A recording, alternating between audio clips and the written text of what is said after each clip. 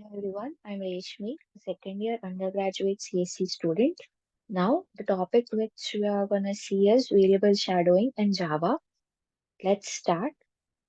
This is the table of contents that we are going to cover in this video. The first thing that I'm going to discuss is definition of variable shadowing and then explain why variable shadowing occurs. Then we are going to understand variable scope. What does variable scope mean? And then we are going to see a real world scenario where variable shadowing can occur. Then I'll be explaining a code in Java regarding variable shadowing. Then we'll be discussing a few steps for preventing variable shadowing, then conclude the session. Let me start with the definition of variable shadowing.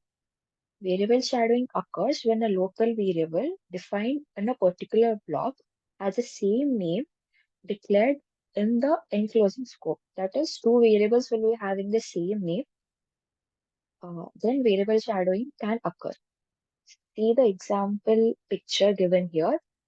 This is the developer, and there are two people with same name E.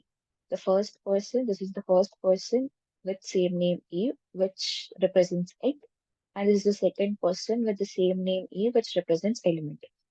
As the second person is covering up the first person, the person with the name E, which means egg, will be shadowed, and the developer will be thinking that the person with name E is only element, not egg.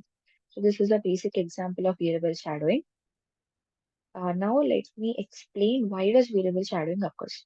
Now consider a scenario where you'll be having a local variable, that is a variable declared in a method as a parameter, and a variable inside a class, that is an instance variable. See the picture over here. This a is equal to 10 is an instance variable and a is equal to 100 is a local variable declared inside a method as a parameter. Now the variable, that is instance variable a is equal to 10, will be shadowed, and the only variable that will be looked is a is equal to 100, that is which is declared inside the method. This is why variable shadowing occurs. Now let us understand the scope of the variable. There will be two types of variables, that is global variables and local variables. Global variables are accessible throughout the program, and local variables are accessible within a specific block of the code. And there is a class scope where a variable is declared inside a class but outside a method. Such scope is called as class scope. So understanding variable scope is very important for variable shadowing. That's about the scope of a variable. Now let's see a real world scenario. Suppose you are cooking dinner and you want to prepare some cookies, and you have few ingredients: flour, sugar, eggs, and butter, etc. Now, unfortunately, you don't have enough sugar for your cookies, so you ask your cooking partner to pass the sugar. But there are two jars named same name with the same name sugar. One with which contains powdered sugar and the other which contains the regular sugar. The jar with powdered sugar may be nearer to your cooking partner, so they might pass you the powdered sugar instead of the regular sugar. Because here the regular sugar is being shadowed by the powdered sugar, which is nearer to your partner. So this is how shadowing works. The regular sugar is shadowed by the powdered sugar as it is nearer, and the taste of the cookies may be different as you are shadowing the original uh, sugar. That means you are shadowing the original content and accessing a different content. That's the variable shadowing concept. Now let us write a code. Let me open command prompt and then change my directory and then open a notepad. Give a file name. I'll go in some file, random file. Let me open it, write the code. Let me declare a public class name shadowing. Inside that, I'll be declaring a variable x that equals 5, and then a method y. Let me give her random name outer that takes no parameters.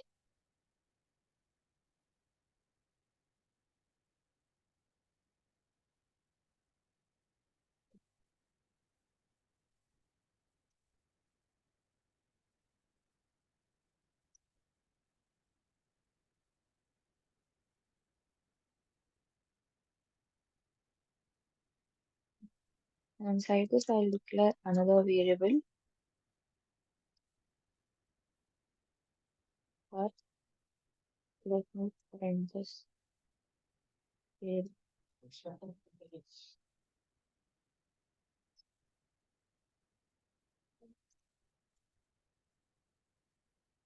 out that x. This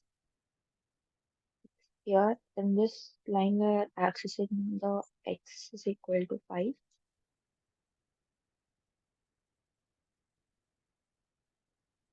and here we'll be accessing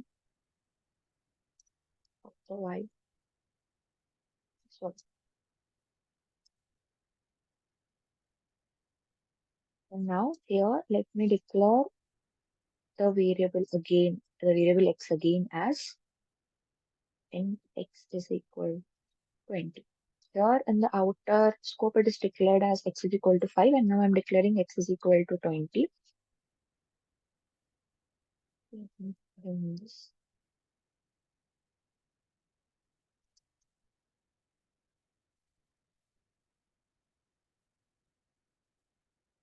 inner x.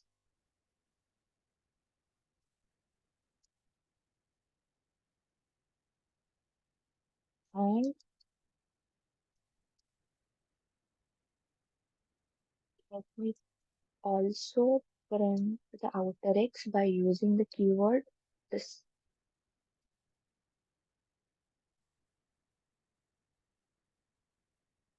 outer x. Is it this dot.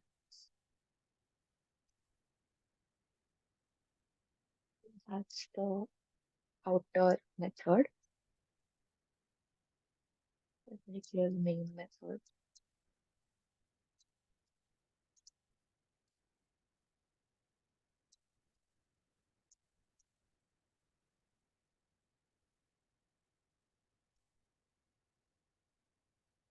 Or I'll make an object for class shadowing named obj.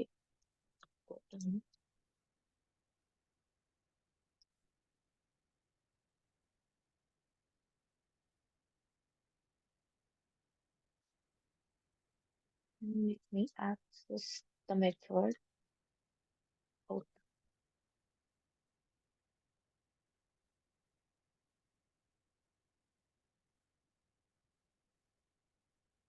Yes, the main method. Let me check if there are any. Those there are many others. There is a class where we are declaring a variable x is equal to 5, and then we are declaring a method outer in which we have a variable y. Then we are printing outer x and then outer y. We are again declaring x as 20, then printing the inner 20. Here I have used the operator this to access the outer variable x is equal to 5, because we have declared x two times here. One is x is equal to 5, another one is x is equal to 20. So when we print this line, it is gonna print x is equal to 20. And when we are gonna print x with using this operator, it is gonna refer the instance variable and print x is equal to 5. And there is a main method where we have declared an object named obj, and we are accessing out. Let me see. and run the file. Let me first compile it. Java C.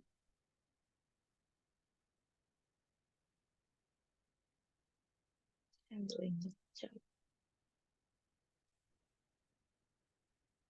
Here we have an error. Cannot find Sundari. Contain errors or type mistake.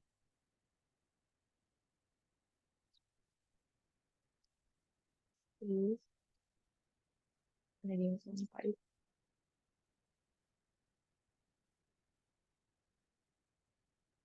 Or okay.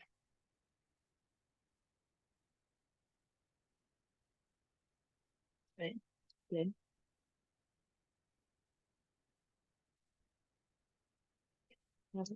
run it.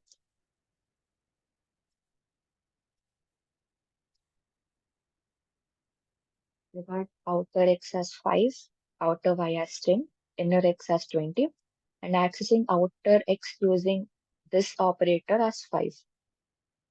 As I've said, we have used this operator to access the instance variable. So the instance variable x is 5. So we have uh, got an output x as 5. So that's about the code. Let us again. Okay, now how do we prevent shadowing issues?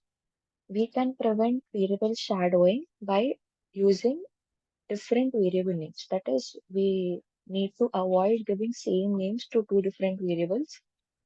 Avoid reusing names across different scopes. That is, we shouldn't use names again and again different in different scopes. Follow best practices such as avoiding unnecessary nesting.